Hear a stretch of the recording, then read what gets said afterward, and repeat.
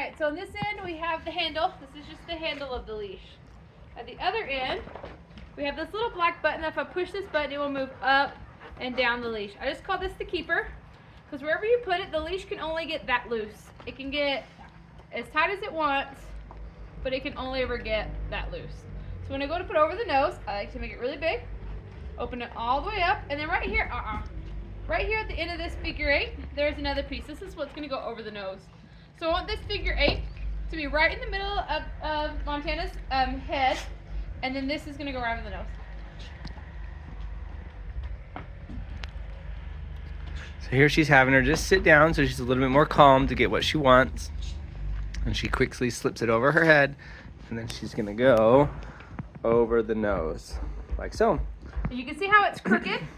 So in order to get it to where I want to be, I've got to move this to the direction and then the nose piece to the opposite direction. Then I'm gonna push my button, I'm gonna snug it down to where when I lift up that weight of an apple, it gives me about 1 inch. And then this extra little piece right here, this is the safety.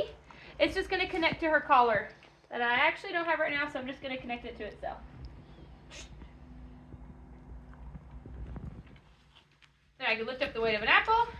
You can see it's kind of moved around her fur, so it's gotten kind of loose, so I'm gonna cinch that down a little bit tighter. And I will switch and hold the phone so Scott can make a video of Cleveland putting on his leash. All right.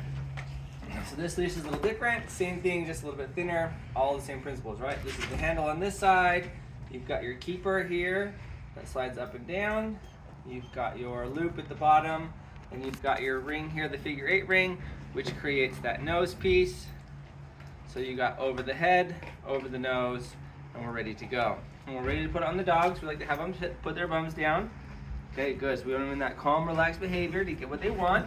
Okay, and I'm going to slide it over the nose and over the head. And then I'm going to pull it tight. Again, it's way out to the side, so I need this piece to come back to the middle and this piece to go the opposite direction. And there, so we want this nice ring to be right there between our ears and right behind the ears as well. Then I'm just going to slide it down, so when I give that lift pressure, I get about that inch, okay? And that's what I want right in there. Okay, and now she stood up without me asking, so I'm just going to give that gentle lift. And now we're ready to move on. So I'm going to put her at that heel. Okay, we're going to go through the house, and then we'll go out on our walk. So here she is, here he is, Cleveland at my heel. We'll walk forward. I'm going to give him that little pull to go forward. I want him to be patient inside and come inside and out. Okay, so I can pick this up. I'm going to loosen up that slack. Okay, I can move in, I can move out, I can move all over. Then I'm going to give him that tug. He's going to come in with me. I'm going to give that lift. And we're going to sit back down. Montana's going to have to wait. And then we're going to switch. And we'll let Montana have his turn. So here they are, different perspective coming in the door. Right, you see Montana jump up there, so she's just going to open and close the door and wait until Montana stays in that nice sitting position, being calm, cool, and collected as that door opens and closes. Okay, Montana's a little less patient than Cleveland, especially when Cleveland already got to come inside and he has to wait outside. So she's going to kind of do those steps up and down. She may have accidentally tugged in, but she wasn't meaning to, so she's just going to have him, again, wait patiently outside the door.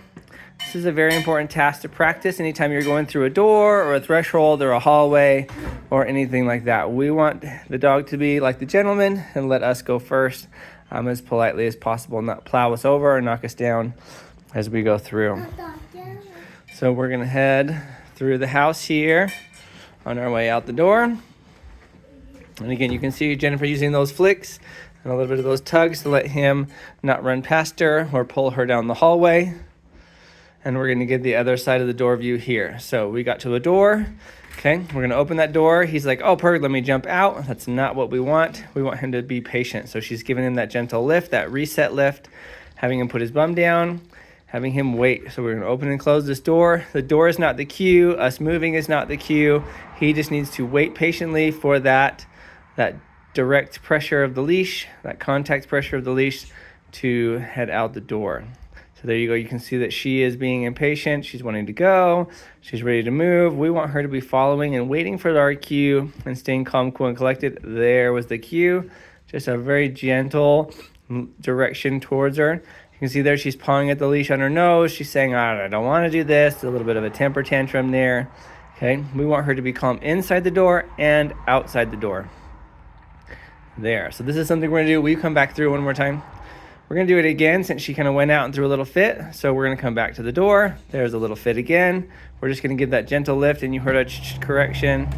There's the Jennifer came in. We're gonna shut the door, and we're gonna do it all over again. So we could just go in and out and in and out on our walk. If she's struggling like this, as you're going in and out the door, I wouldn't go anywhere else. I would just go in and out that door. So in and out, in and out, in and out. Practicing there. That was much better. Okay, she waited patiently. She went in, she went out, she sat down patiently. Much better. And then we're gonna close the door and we're gonna move on.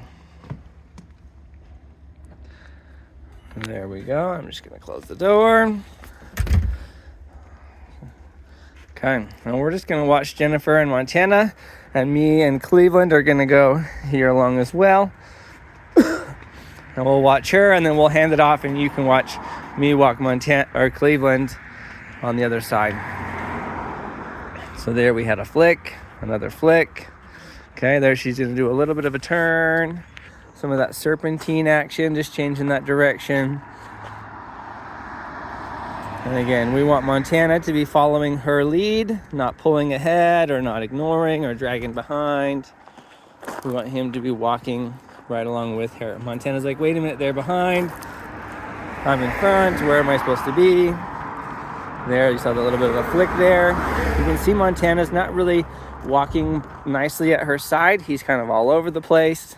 So she's gonna start changing that up with some of those serpentines to try to get Montana to start to focus in on her and her movements. Montana right now is very focused on me with Cleveland.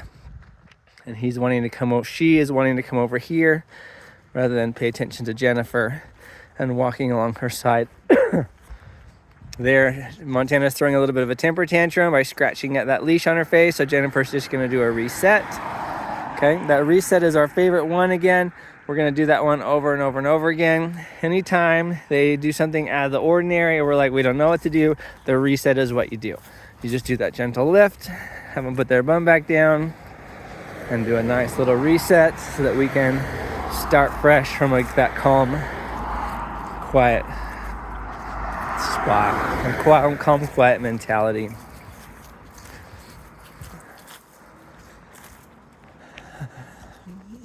So again, this is good for Montana to have Cleveland walk off to the side like this. They're not right next to each other. There, she is throwing another little fit. So Jennifer just did that lift and reset.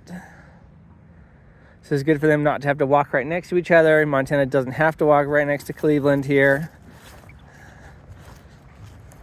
We want her to be able to walk on her own, following the lead of her person, okay, on her leash. There she threw in some serpentines. You can see her changing directions back and forth. A little bit of that zigzag pattern. And then Montana's starting to stick with her a little bit. You see the little bit of slack there, tension, a little bit of a flick. There's a nice loose leash. Tension, flick. Tension, flick. Flick again. You see that little wrist flick there. Flick, flick. Okay, a couple flicks in a row. We don't typically use the same one repeatedly. We saw a couple flicks there, so Montana wasn't getting it, so Jennifer did a roll back. So she grabbed hold of that leash, did a couple steps backwards, and then continued forward in the same direction. There we got some zigzags again, those serpentine zigzags. We got our favorite neighborhood barking dogs, which we love for this purpose.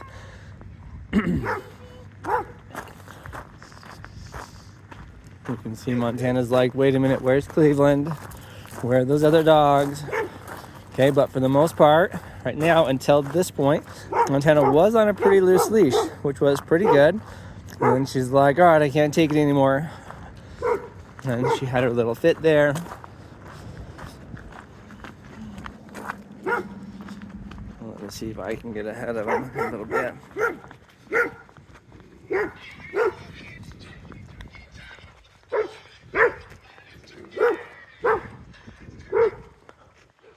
There we go.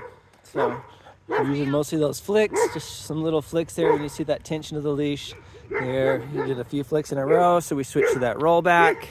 Yeah, absolutely. Now, there, you can see that nice loose leash. A little bit of flick. There, going back for that roll back again. So you can see how we mix these tools up. We're not doing the same tool all the time. We're not just going to repeat the same thing.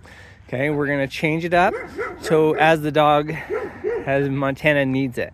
Okay, so if she's doing really well and she's keeping on with just a light flick once in a while, great, the light flick is what we'll do. But if we're flicking and flicking and flicking and she's not getting the message of, hey, you keep pulling on me and I don't really like it, okay, that's not how I want to do this, then we're going to use those other tools, the roll back, the turnaround, the serpentines, okay, all those other things, or the reset. So you can see there she was mid roll back and she started throwing a fit, so she just gave a lift, had her do that reset, and then we're ready to move on. All right, so we're just changing it up, switching things around, okay, making things work, figuring out how to help Montana best understand that message of this is your happy place here, being calm, cool, and collected at our side. That's where you want to be. That's where you're going to be most comfortable. There, she was pulling ahead again, so Jennifer did that roll back. Again, this is not a physical exercise walk. This is a mental exercise walk. So we're just continuing to change that up, keeping her on her toes so that she is paying attention to us and where we are. See how she switched sides? That's not allowed to switch sides. We want her to keep her head right there next to Jennifer's leg in that nice walking position.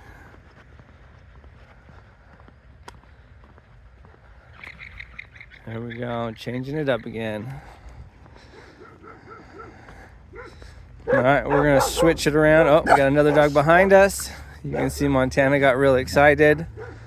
Okay, so Jennifer's just doing a turnaround, some changes in direction.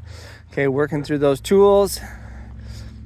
Getting Montana to pay that attention to her and not worry about the other dog. There's another fit. And again, we're just gonna give that gentle lift, go back to that reset. You can see Montana's like, I don't want to reset. I want to get excited. I want to go up with the energy levels like the other dogs are doing. And we're just going to let them sit calmly and work through that. Okay, so we're working on anytime there's a situation or the energy levels go up, we're working on them resetting back to that calm, cool, collected position. First in a sit, then in a walk, and then we move on from there. Okay, so we've seen Montana here for a little bit. We're going to hand off the phone and we're going to get to see Cleveland. All right. All the same things, right? No matter which dog we're working with. See, Scott has his arm straight down, back by his back pocket. Your body positioning is very important. Where your arm is really determines where the leash will be and really helps them learn to see you out of the corner of their eye. Our goal is for them to first correct when we use these 5 tools. After they start learning to correct when we use the 5 tools, they're going to start to auto-correct. Anytime they feel pressure, they'll correct before we even use one of the tools. And then after that, they graduate to never actually creating pressure. They just learn, like Cleveland is doing right now, to just pay attention to Scott and just walk right beside him and not create any pressure. And once they're rocking that for a while, then we're able to take that nose piece off the nose, so that's months of work. And we go through those same 3 stages again once that nose piece is off. But if we don't teach them to walk at our heel, so here Scott's going really slow, so Cleveland's learning to go at Scott's pace, whether he goes really fast or really slow. If he doesn't learn how to walk at that heel and see us out of the corner of the eye because he's always just 2 feet ahead of us, he's never going to be able to graduate out of those programs. There, Scott's going faster now. Well, and we see a jog, and we're just wanting Cleveland to watch Scott and pay attention to what Scott's doing. Good. Look at that nice loose leash. You can see even though Cleveland's getting ahead, Scott's arm is staying at his side. It's not going in front of his body. That's really important. Sometimes we like to bend at that elbow and bring our hand forward, but what we're doing is allowing the dog to walk in front of us, which we want to avoid. Otherwise, again, they can't see us out of the corner of their eye. So again, that hand placement and that leash length is so important. As soon as Cleveland's legs get in front of Scott, there should be pressure on that leash. If there's not, then the leash is too long and I can't use any of my 5 tools unless there's pressure on the leash. So you can see how they all are just intertwined one with each other. You're seeing a little bit, few flicks, but Cleveland's being a rock star right now. Walking calm, cool, and collected. He's not loving all the dogs. You can tell by his body position. He's a little nervous about all of it, but he is rocking it. Doing a great job. He's getting a little more loose right now that we're not around those dogs as much. There, Scott did a flick. Oh, here's a rollback. You can see Scott is just holding with the very, very tip of his fingers with this leash. That's so we can be able to feel even the slightest amount of pressure. We really want it to be invisible. We don't notice him on the leash, he doesn't notice us on the leash, and we're doing this nice partnership walk.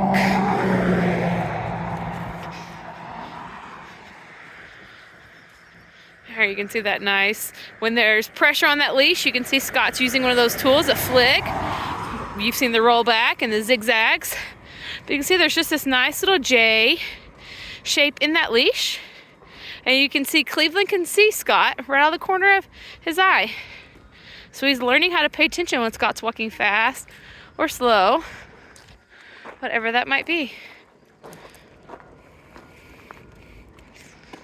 He's looking at us like, what are y'all doing?